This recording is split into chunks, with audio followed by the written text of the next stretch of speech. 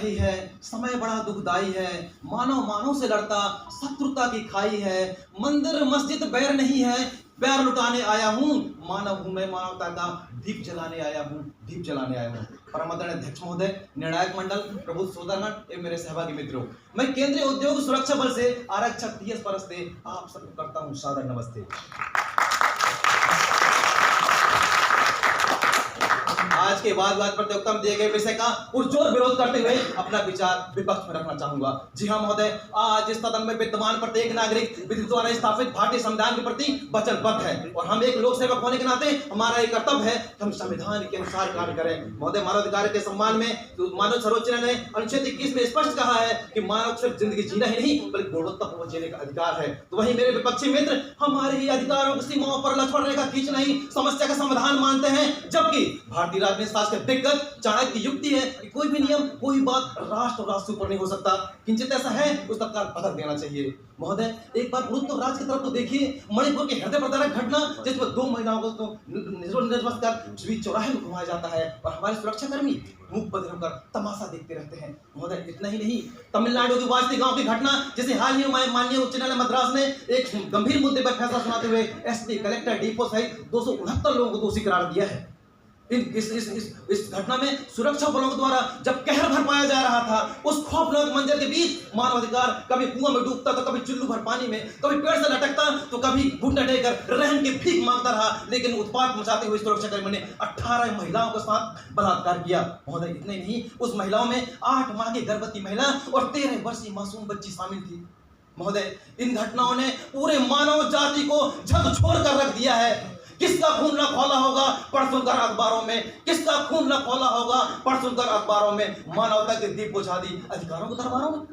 महोदय, मानव लिंचिंग आए दिन हो रहे देश में, मानव लिंचिंग घटनाएं किसी से छिपी नहीं है। महोदय, मानव तस्करी का देश में बहुत बड़ा जाल है, जिसमें प्रत्येक वर्ष 4-6 हजार नहीं बल्कि 40 से 50 हजार बच्चों को निकल जाता है। मानव दुर्व्यापार, महोदय, मानव दुर्व्यापार समाज का सबसे घृणित कृत्य है, जिसमें एक मानव को वस्तु समझकर लाभ कमाया जाता है, जिसमें देह व्यापार, अंग व्यापार, भीख मंगवाने से कृत्य शामिल होते हैं, जिससे मानवाधिकार का खंडन ही नहीं बल्कि पूरा परिवार तबाह हो जाता है। इसके बाद भी मेरे विपक्षी मित्र दलील देते हैं, चिल्ला कर कहते हैं कि भारत में मानवाधिकारों की रक्षा के लिए सुरक्षा बल जरूरी है। तो मैं सदा से पूछना चाहता हूं कि अगर मान भी लिया जाए कुछ पल के लिए कि जरूरी है, तो क्या निश्चित है कि सुरक्षा बल द्वारा मानवाधिकार का हनन नहीं होगा? क्या निश्चित है कि यहाँ देश में जो सैकड़ों फर्जी एनकाउंटर बंद हो जाएंगे? क्या निश्चित है अनाथालय और मानसिक रोगियों के साथ हो रहा दुष्कर्म बंद हो जाएगा? क्या निश्चित है शोपिया कांड, निर्भया कांड, हाथरस कांड, मनोरमा जैसे कांड दोहराए नहीं जाएंगे? क्या निश्चित है देश का किसान आत्महत्या नहीं करेगा? क्या निश्चित है फूलन देवी, पान सिंह तोमर जैसे शोषित लोग दोबारा हथियार नहीं उठाएंगे? क्या निश्चित है भारतीय जेलों की दयनीय स्थिति सुधर जाएगी?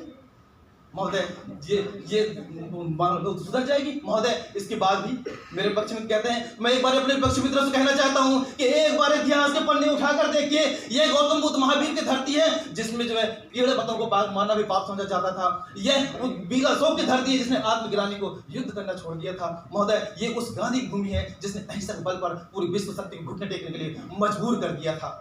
महोदय, इसके ये हमारा इतिहास है कि 1971 के युद्ध में पाकिस्तान के 93,000 सैनिकों को बिना खून खराबे के मानवता का परिचय देते हुए हमने छोड़ दिया था।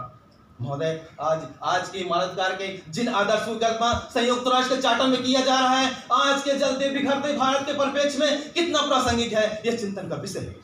महोदय, आज के घुमंडीकरण के दौर पे, जहां घुमंडीकरण के दौर पे विकास के मार्ग पर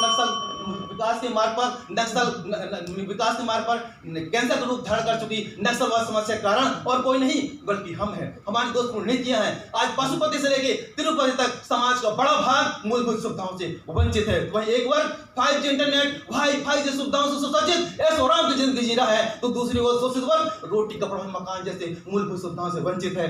आज अमृतोत्सव बना रहे देश के 75 सालों के बाद भी मूलभूत सुविधाओं से देश के शोषित वर्ग वंचित है। महोदय, आज मैं इतिहास गवाह है, ये आज इतिहास गवाह है, समय साक्षी है कि समाज के भटके हुए लोगों को मुख्य धारा से जोड़ने के लिए, समाज के बीच सामंजस्य स्थापित करने के लिए हमें गोला बारूद की नहीं बल्कि पहल की जरूरत है, शिक्षा की जरूरत है, हमें विश्वास जगाने की जरूरत है। महोदय, मैं चंद लाइनों के साथ अपने बाड़े को विराम देना चाहूंगा।